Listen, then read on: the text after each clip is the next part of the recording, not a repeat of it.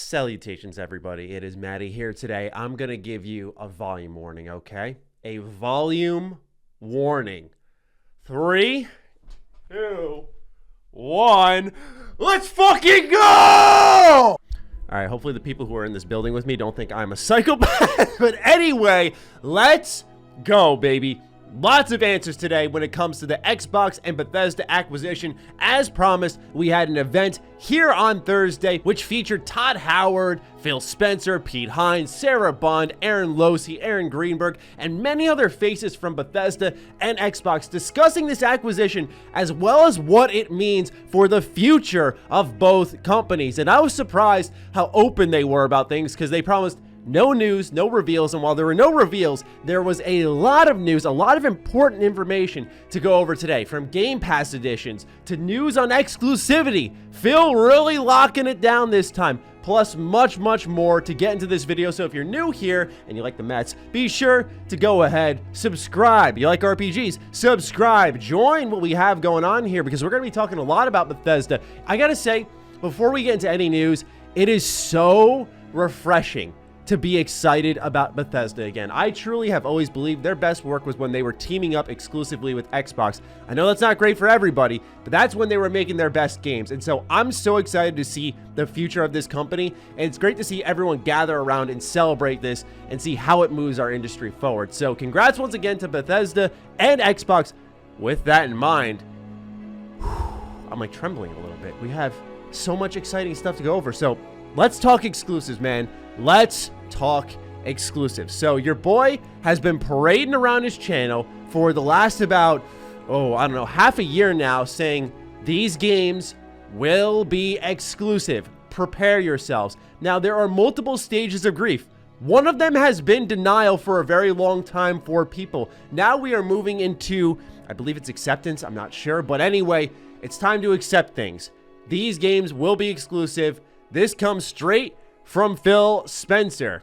Phil says that he can't say every Bethesda game is exclusive, citing contractual obligations, of course. That's referring to the likes of Deathloop and Ghostwire Tokyo. But that games on other platforms, they will continue to support, whether it's legacy stuff or it's contractual obligations again. So that's something like Elder Scrolls Online, an MMO that's already on all platforms. They're not going to yank it from PlayStation and say, this is ours now. However, Phil's biggest quote is, if you're an Xbox customer, the thing I want you to know is this is about delivering great exclusive games for you that ship on platforms where Game Pass exists. And that's our goal. That is what I was talking about the other day. Remember when I said that Bethesda understands Game Pass? Phil carefully placed that at the end of a big statement talking about bringing games to other platforms. If you want to put Game Pass on PlayStation, you can get your Bethesda games. They are trying to put PlayStation and Nintendo in a place where they can put Game Pass on there. We know Microsoft is researching smart TV apps.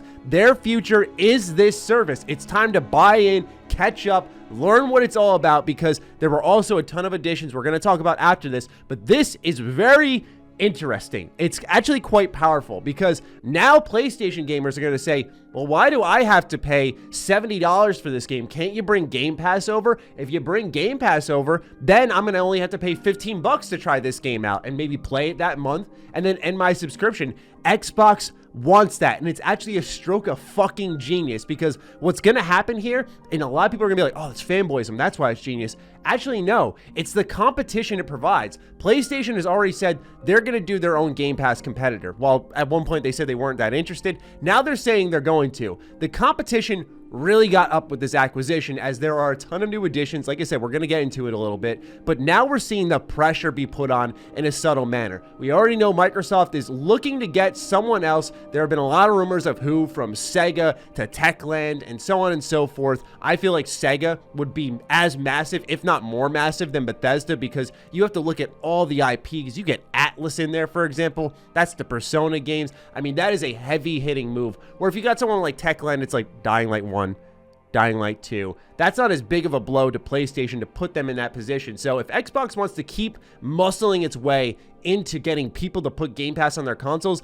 they're going to keep trying to gobble up companies. And I don't know how well I feel about that, right? We don't want to see I don't want to always see a big fish eating small fish market. I do want to see independent studios. I want to see them thrive on their own. And while Microsoft does allow companies to function on their own and not intrude as often, it's still one of those things where I think these independent teams are very important to the future of our industry. So while some people want Microsoft to buy X, Y, Z, I do want them to be careful with their acquisitions. The exciting part, however, is that now with every studio they acquire, every game now and in the future will permanently be on Game Pass. So while we have that rotation of games like Square Enix games hopping in and out of Game Pass from Final Fantasy to Dragon Quest, you have stuff from Bethesda that is now there permanently, and every future release will be there day one, on top of all of their other first-party studios, which totals to 23. That's pretty exciting, baked-in value, and more in the future. But what about Game Pass in general? Well, oh man, there were people who just tried to argue that Game Pass wasn't the best service in gaming. I need a little bit of whatever you guys got, because I want to live in this reality and see what it's like, okay? A lot of people are going to receive this as fanboyism, and I don't care, because it's not fanboying. I think it's very much a true statement to say Xbox is providing the best value in gaming when it comes to Game Pass. $15 a month, you get your Xbox Live Gold, which I'm iffy on Gold, but Game Pass speaks for itself. That is a gigantic, disgusting library, and the fact that more times than not you can get this library for about $1 for 3 months, what? Like, I'm robbing them. And so now Xbox is bringing 20 games from Bethesda to Game Pass tomorrow. So this is the company that just rolled in EA Play. They've been rolling in games every month. They just got a bunch of sports games, and now they're like, hey, you don't have enough, here's 20 more.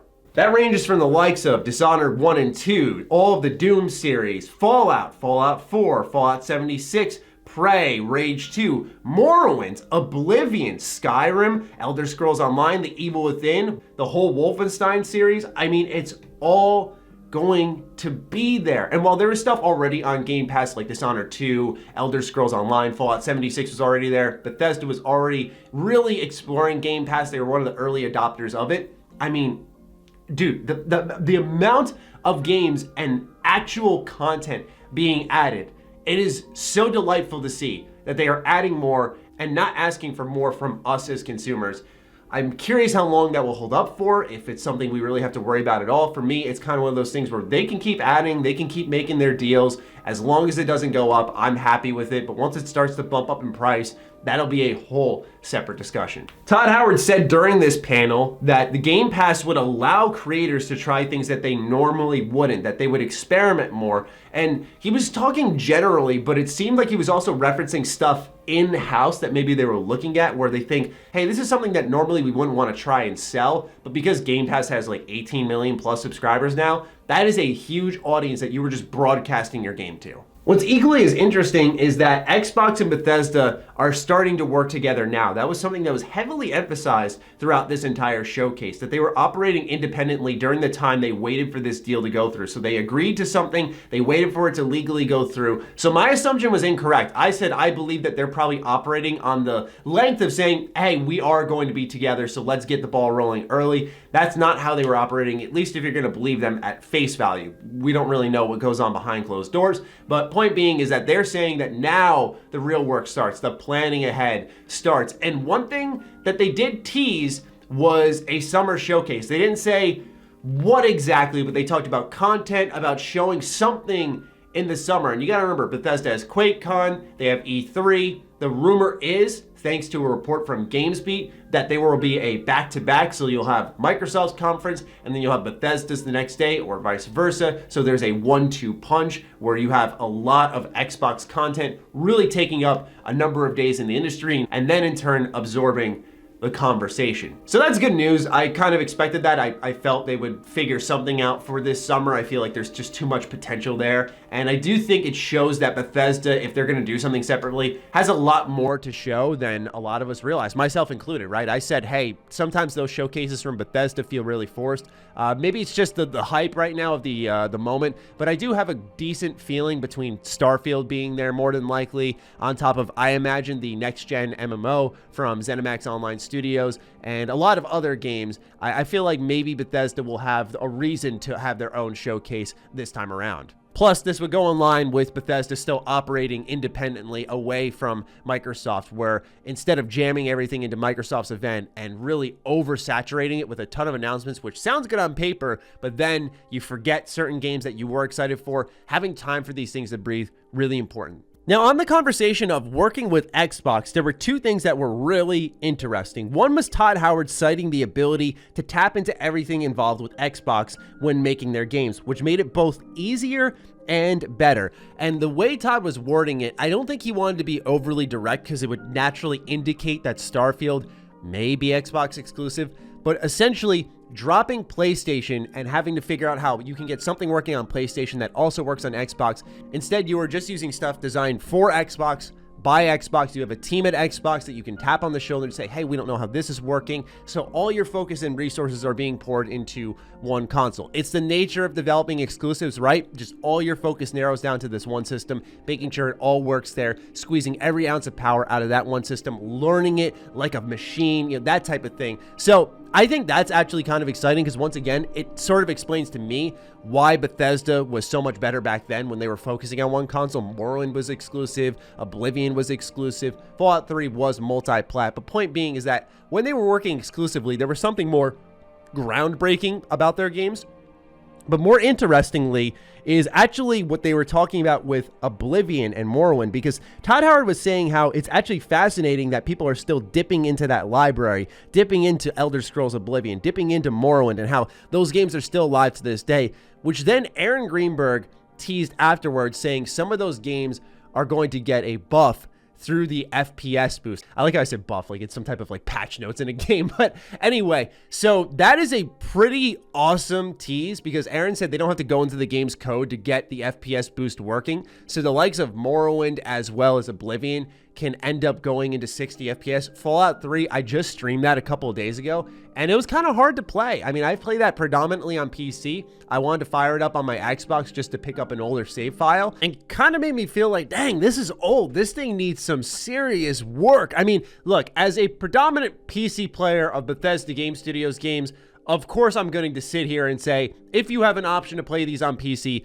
you should. But when they're on console, where a lot of people can only access them, you think of the Xbox All Access program, where you can have the likes of an Xbox Series S for $20 a month, no interest added, and then once your payment's done, that's it, you own the console. That's a lot more affordable for people. So I feel like these back compat games, while they may not be relevant to everyone, for those who want to dip back in and have the power of their new console fuel these games, you want to have these updates come in. So that may not be exciting to everybody. There's gonna be a lot of people who sit here and flex, PC Master Race, don't mind if I do, and I understand that. Once again, best place to play BGS games, 100% PC, but knowing that Morrowind and Oblivion are going to get an FPS boost, you're gonna be able to play those in 60 FPS, plus other Bethesda titles. We have yet to see what games are gonna get next-gen updates, optimized for Series X and S. I mean, there's a lot of exciting things on the horizon when it comes to that, but of course, seeing these older games running better, running best on Xbox, that is really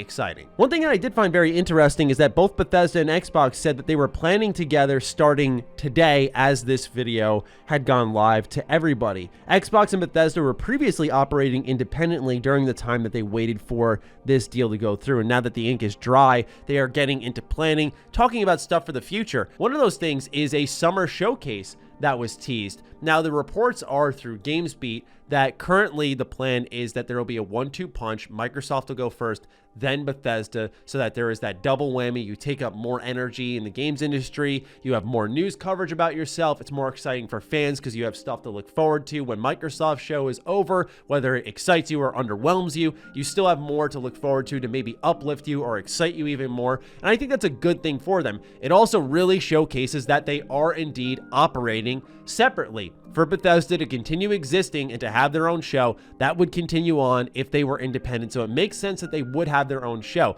Plus, Matt Booty, head of Xbox Game Studios, interestingly had a quote from Satya Nadella where they said, quote, "We have as much to learn from them as they do from us," end quote. And that's always been a mantra through their acquisitions. So it's not going to change in any way how these companies operate. I found that very interesting because I feel like when you see that, plus the summer showcase tease, that can make things a little more understandable of where this partnership is heading, provided what they're saying isn't just PR and it is in fact what will occur. As for the summer showcase, I'm hyped, right? Because I feel like if they're going to do one, this is probably the year Bethesda will benefit from having their own, because you're more than likely going to see Starfield on stage. That means a lot of Todd Howard, probably a good half hour there. I'm sure there will be some mobile game. I'm sure that ZeniMax Online Studios will have their new Elder Scrolls Online expansion, plus an announcement of their new MMO. I feel like that one's long overdue, plus many other surprises that could be baked in there. Now that Xbox is crossing over, I wonder if we're going to see any type of crossover announcements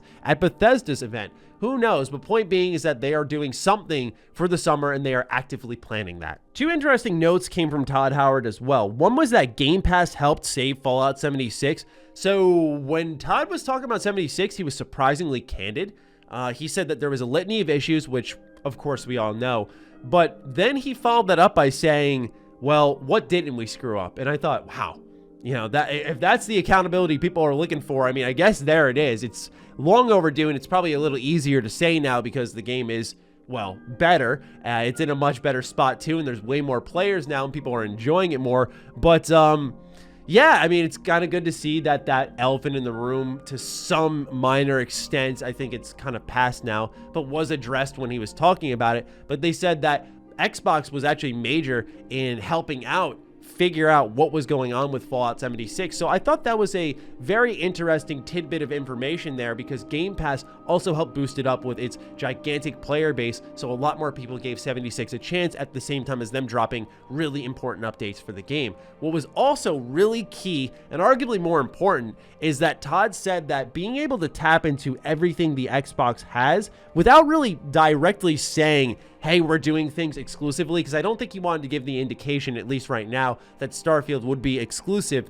to Xbox. But he said tapping into everything involved with Xbox with making their games makes it easier and better. And that's just the nature of exclusives. I'm not saying game development is ever easy, but you have to imagine, instead of developing for, like what CD Projekt Red said, what was it, like 9 platforms or something on a multi-platform basis, instead you're just developing for one. And we've seen Bethesda Game Studios work before when it comes to exclusivity. Morrowind and Oblivion immediately come to mind. Those are Xbox exclusives, and those are much more groundbreaking games than most they had released outside of, I would say, Skyrim. I love Fallout 3 to death. That was also groundbreaking in its own way of shifting a genre, but I just look at those two games as exclusive examples of, like, dang, they really squeezed everything out of it. When you look at Oblivion, there was truly nothing like it at its time. So seeing that and then hearing what Todd had to say makes me pretty optimistic of what's going to happen with Starfield. We'll see if it ends up being good or bad and what exactly that game is, but it makes me feel good knowing that they're just honing their focus in on really a set of systems. But outside of that, that was really it. And I mean,